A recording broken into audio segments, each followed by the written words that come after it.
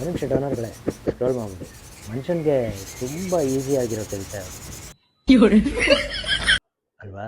ಆದರೆ ನಾವು ತಿಂತಾರೋ ಆಹಾರ ಕರೆಕ್ಟಾಗಿದೆಯಾ, ಅಥವಾ ನಮಗೆ ತಿನ್ನೋಕ್ಕೆ ಬರಲ್ವಾ? ಇದೇನಪ್ಪ ಏನೋ ತಿನ್ನೋಕ್ಕೆ ಬರಲ್ವಾ ಅಂತೆಲ್ಲ ಕೇಳ್ತಾವನೆ ಅನ್ಕೊತಾ ಇದ್ದೀರಾ? ಈ ವಿಡಿಯೋ ನೋಡ್ಕೊಬನ್ನಿ. ನಮಸ್ಕಾರ, ನಾನು ನಿಮ್ಮ ವೆಲ್ನೆಸ್ ಕೋಚ್ ರವಿ ಮಾತಾಡ್ತಾ ಇದ್ದೀನಿ. ಇದೊಂದು ಟಾಪಿಕ್ ಹೇಳ್ಕೊಡ್ತಾ ಇದ್ದೀನಿ ಇವತ್ತು. ಕಲೀರಿ, why should we know about good food standards. ಸರಿ, ಇದು ಯಾಕೆ ಅಂದರೆ ನಮ್ಮ ಬಾಡಿ ಒಂದು ಡಸ್ಟ್ಬಿನ್ ಅಲ್ಲ, ಅದೊಂದು ಸಿಸ್ಟಮ್. ಓಕೆ, ನೀವು ಏನೆಲ್ಲ ತಿಂತೀರೋ, ಏನೆಲ್ಲ ಬಾಯಿ ಒಳಗಡೆ ಹಾಕ್ಕೊಳ್ತಿರೋ, ಅದು ಡಿಸೈಡ್ ಮಾಡುತ್ತೆ ನಿಮಗೆ ಎನರ್ಜಿ ಮತ್ತು ನಿಮ್ಮ ಇಮ್ಯುನಿಟಿ, ನಿಮ್ಮ ಡೈಜೆಷನ್, ನಿಮ್ಮ ಸ್ಕಿನ್, ನಿಮ್ಮ weight and long term health. ಅಂದರೆ ಯೋಚನೆ ಮಾಡಿ ನೋಡಿ, ನಾನು ಹೇಳಿದ ಎಲ್ಲ ಪಾಯಿಂಟು ಪ್ರತಿಯೊಬ್ಬರಿಗೂ ಮನುಷ್ಯರಿಗೆ ಬೇಕು. ಓಕೆ, ಅದನ್ನು ನಾನು ಎವ್ರಿ ಸಿಂಗಲ್ ಡೇ ಇಲ್ಲಿ ಎಜುಕೇಟ್ ಮಾಡ್ತಾ ಇದ್ದೀನಿ. ಓಕೆ, ಒಂದು ಪಾಯಿಂಟ್ ನಿಮಗೆ ಬೋರ್ಡಲ್ಲಿ ತೋರಿಸ್ತೀನಿ ನೋಡಿ.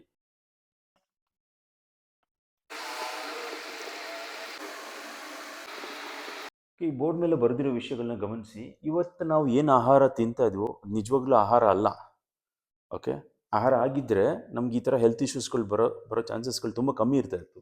ಮೊದಲನೇ ವಿಷಯ ನೋಡಿ, ಪಾಲಿಶ್ಡ್ ರೈಸ್.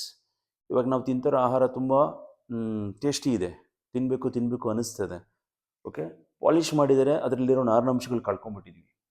ರಿಫೈನ್ಡ್ ಫ್ಲೋರ್ ಅಂದರೆ ಇದರಲ್ಲೂ ನಾರಿನಾಂಶ ತುಂಬ ಕಮ್ಮಿ ಆಗಿಬಿಟ್ಟಿದೆ. ಟೇಸ್ಟ್ ಮಾಡೋದಕ್ಕೋಸ್ಕರ ಎಲ್ಲ ವಿಧಾನಗಳನ್ನ ಟ್ರೈ ಮಾಡ್ತಾ ಇದ್ದೀವಿ. ಸಕ್ಕರೆ ಇರೋ ಸ್ನ್ಯಾಕ್ಸ್ಗಳು, ಹೆವಿ ಶುಗರ್ ಸ್ನ್ಯಾಕ್ಸ್ ತಿಂತಾ ಇದ್ದೀವಿ. ತುಂಬ ಆಯಿಲಿ ಲೋಡ್ ಆಗಿರೋ ಆಹಾರಗಳನ್ನ ತಿಂತಾ ಇದ್ದೀವಿ. Last points, nutritional dead meals ಅಂತ ಹೇಳ್ತೀವಿ. ಅಂದರೆ ನಾವು ತಿಂತಾರೋ ಆಹಾರದಲ್ಲಿ ನ್ಯೂಟ್ರಿಷನ್ಗಳು ಕಮ್ಮಿ ಆಗಿಬಿಟ್ಟಿದೆ.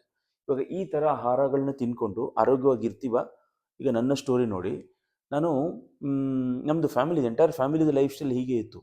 ಅನ್ಟೈಮ್ ಫುಡ್ ತಿನ್ನೋದು, ಮತ್ತು ಹೊರಗಡೆಯಿಂದ ಜಂಕ್ ಫುಡ್ಸ್ಗಳು ತರೋದು, ಆ್ಯಂಡ್ ಹೆವಿ ಶುಗರಿ ಫುಡ್ಸ್ ತಿನ್ನೋದು. ಸ್ವೀಟ್ ಬಾಕ್ಸ್ ಎಲ್ಲ ಬಂದರೆ ಪೂರ್ತಿ ಖಾಲಿ ಮಾಡ್ತಾಯಿದ್ದೀವಿ ಮನೆಯಲ್ಲಿ. ಆ್ಯಂಡ್ ಸ್ನ್ಯಾಕ್ಸ್ಗಳು, ಬೇಜಾನ್ ಸ್ನ್ಯಾಕ್ಸ್ಗಳನ್ನ ತಿನ್ಕೊಂಡು ಹೊಟ್ಟೆ ತುಂಬಿಸ್ಕೊಂಡ್ಬಿಡ್ತೀವಿ. ಇದೆಲ್ಲ ಆಗಿ ಒಂದು ಪಾಯಿಂಟಲ್ಲಿ 14 kg ದಪ್ಪ ಆದೆ. ಬಟ್ ದಪ್ಪ ಒಂದು ಹೊರಗಡೆ ಕಾಣಿಸುತ್ತೆ, ಬಟ್ ಆರೋಗ್ಯದಲ್ಲಿರೋ ಸಮಸ್ಯೆಗಳು ಏನೆಲ್ಲ ಇದೆಯಲ್ಲ, ಇದಕ್ಕೂ ನಮ್ಮ ಬಾಡಿ ಫ್ಯಾಟ್ಗೂ ಸಂಬಂಧ ಇದೆ ಅಂತಂದರೆ 100% ಇದೆ. ಸೊ ನಾನೇನು ಮಾಡ್ತಾ ಇದ್ದೆ, ಇದು ಅರ್ಥನೇ ಆಗದೆ ಇರುವಾಗ ಬ್ಯಾಂಗ್ಳೂರ್ ಕ್ಲೈಮೇಟ್ ಪ್ರಾಬ್ಲಮ್ ಅಂತ ಅಂದ್ಕೊಂಡ್ಬಿಟ್ಟೆ. ಯಾಕಂದರೆ ವೀಸಿಂಗ್ ಮತ್ತು ಸ್ಕಿನ್ ಅಲರ್ಜಿ ಇದ್ರೆ, ವೀಸಿಂಗ್ ಇರುವಾಗ ನಾರ್ಮಲಿ ಬ್ಯಾಂಗ್ಳೂರೇ ಪ್ರಾಬ್ಲಮ್ ಅಂದ್ಕೊಂಡ್ಬಿಡ್ತೀವಿ. ಸೊ ಬ್ಯಾಂಗ್ಳೂರೆಲ್ಲ ಪ್ರಾಬ್ಲಮ್ ಅಂತ ನನಗೊಬ್ರು ಅರ್ಥ ಮಾಡಿಸಿದ್ರು, ನನ್ನ ಕೋಚ್. ಸೊ ಅವ್ರು ಹೇಳಿದ್ದು, ನಮ್ಮ ಫುಡ್ ಮತ್ತು ನಮ್ಮ ಲೈಫ್ ಸ್ಟೈಲ್ನ ಸರಿ ಮಾಡಿಕೊಂಡ್ರೆ ಸಾಕು, ಎಷ್ಟೋ ವಿಷಯಗಳನ್ನ ಸರಿ ಮಾಡ್ಕೋಬೋದು. ಇವಾಗ ಫುಡ್ ಸ್ಟ್ಯಾಂಡರ್ಡ್ಗೆ ಅವಾರ್ಡ್ ಸಿಕ್ಕಿದೆ ಹರ್ಬಲೈಫ್ ನ್ಯೂಟ್ರಿಷನ್ಗೆ. ಇವಾಗ ಪೋಸ್ಟರ್ ನೋಡಿ. ಹಾಗಿದ್ರೆ ನಾವು ತಿಂತಾರೋ ಆಹಾರದ್ದು ಕ್ವಾಲಿಟಿ ಎಷ್ಟು ಚೆನ್ನಾಗಿರಬೇಕು ಅಂತ ಪ್ರಯತ್ನ ಮಾಡ್ತಾರೋ ಈ ಕಂಪ್ನಿಗೆ ಹ್ಯಾಟ್ಸ್ ಆಫ್. ಬಿಕಾಸ್ ನಾನು ಮಾಡಿದ್ದು ರಿಪ್ಲೇಸ್ಮೆಂಟ್, ನನ್ನ ಮೀಲ್ನ ರಿಪ್ಲೇಸ್ ಮಾಡಿದೆ, ಬೇರೇನು ಮಾಡಿಲ್ಲ. ಕರೆಕ್ಟ್ ಟೈಮ್ಗೆ ಊಟ ಮಾಡಿದೆ, ಮೀಲ್ ರಿಪ್ಲೇಸ್ ಮಾಡಿದೆ, ಮತ್ತು ನನ್ನ ಕೋಚ್ ಹೇಳಿದ್ದನ್ನು ಪ್ರತಿದಿನ ಫಾಲೋ ಮಾಡ್ತಾ ಇದ್ದೆ. ಡೈಲಿ ಹ್ಯಾಬಿಟ್ಸ್ ಅಂತ ಹೇಳ್ತೀವಲ್ವ, ಅದನ್ನು ಡೈಲಿ ಕರೆಕ್ಟ್ ಮಾಡಿದ್ರು. ಬಿಕಾಸ್ ಹ್ಯಾಬಿಟ್ಸ್ನ ಚೇಂಜ್ ಮಾಡೋದಕ್ಕೆ ಯಾರೋ ಒಬ್ರು ಬೇಕೇ ಬೇಕು ನಮಗೆ. ನಾವೊಬ್ಬರೇ ಡಿಸೈಡ್ ಮಾಡಿದ್ರೆ ಮಾಡೋಕ್ಕಾಗಲ್ಲ. ಇವಾಗ ಎಷ್ಟೋ ವರ್ಷಗಳಿಂದ ನಾವು ಇದೇ ಹ್ಯಾಬಿಟ್ಸಲ್ಲಿ ಬದುಕಿರೋರು. ಸೊ ಅವ್ರು ಹೇಳಿದ್ದನ್ನೆಲ್ಲ ಫಾಲೋ ಮಾಡ್ತಾ ಇವಾಗ ನನ್ನ ಟ್ರಾನ್ಸ್ಫಾರ್ಮೇಷನ್ ನೋಡಿ. ಇವಾಗ ನಾನು ವೆಯ್ಟ್ ಲಾಸ್ ಆದೆ, ನನ್ನ ಎಂಟೈರ್ ಫ್ಯಾಮಿಲಿ ಹೆಲ್ತಿ ಆದರು. ಇದಕ್ಕೆ ನಾನು ಮಾಡಿದ್ದು ಒಂದೇ ಒಂದು ವಿಷಯ, ನಾನು ಫುಡ್ದು ಸ್ಟ್ಯಾಂಡರ್ಡ್ಸ್ ಮತ್ತು ಕ್ವಾಲಿಟಿ ಬಗ್ಗೆ ಪ್ರಾಮುಖ್ಯತೆ ಕೊಡೋಕ್ಕೆ ಶುರು ಮಾಡಿದೆ. ನನ್ನ ಬಾಯಿ ಒಳಗಡೆ ಹಾಕಿರೋ ಒಂದೊಂದು ವಿಷಯದ ಬಗ್ಗೆನೂ ಗಮನ ಕೊಟ್ಟೆ. ಇವತ್ತು ನನ್ನ ಎಂಟೈರ್ ಫ್ಯಾಮಿಲಿ ಹೆಲ್ದಿಯಾಗಿದೆ. ನನ್ನ ವೈಫ್ ನೋಡಿ 20 kg ವೆಯ್ಟ್ ಲಾಸ್ ಮಾಡಿದ್ರು. ಸೊ ಎಂಟೈರ್ ಫ್ಯಾಮಿಲಿ ಆರೋಗ್ಯವಾಗಿದ್ದಾರೆ, ನನ್ನ ಮಕ್ಕಳದ್ದು ಹೆಲ್ತ್ ಬೆಟರ್ ಆಗಿದೆ. ಸೊ ಹಾಗಿದ್ರೆ ನೀವು ಸಹ ಮಾಡಬೇಕಾಗಿರೋದು, ನಿಮ್ಮ ಬಾಯಿ ಒಳಗಡೆ ಹಾಕ್ಕೊಳ್ಳೋ ವಸ್ತು ಬಗ್ಗೆ ಗಮನ ಕೊಡಿ. ಆ್ಯಂಡ್ ನಾನು ಪ್ರತಿದಿನ ಹೀಗೆ ಸಾಕಷ್ಟು ಇನ್ಫಾರ್ಮೇಷನ್ಸ್ಗಳನ್ನ ಕೊಡ್ತಾ ಜನಕ್ಕೆ ಗೈಡೆನ್ಸ್ ಕೊಡ್ತಾ ಇದ್ದೀನಿ, ಕೋಚಿಂಗ್ ಕೊಡ್ತಾ ಇದ್ದೀನಿ. ಡೈಲಿ ಹ್ಯಾಬಿಟ್ ಚೇಂಜ್ ಮಾಡೋಕ್ಕೊಬ್ಬರು ಬೇಕು ಅಂತ ಹೇಳಿದ್ನಲ್ಲ.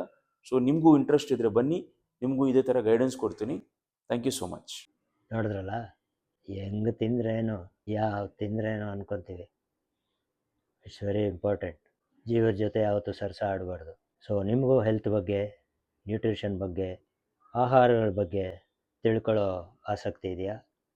ಹಾಗಾದರೆ ಇಲ್ಲಿ ಬರ್ತಿರೋ ನಂಬರ್ಗೆ ಕಾಲ್ ಮಾಡಿ, ಅಥವಾ ಇಂಟ್ರೆಸ್ಟ್ ಇದ್ದರೆ ನನ್ನ ಜೊತೆ ಡೈಲಿ ಬನ್ನಿ.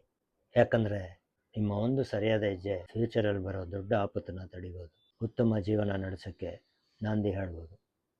ಸೊ ತಡ ಯಾಕೆ,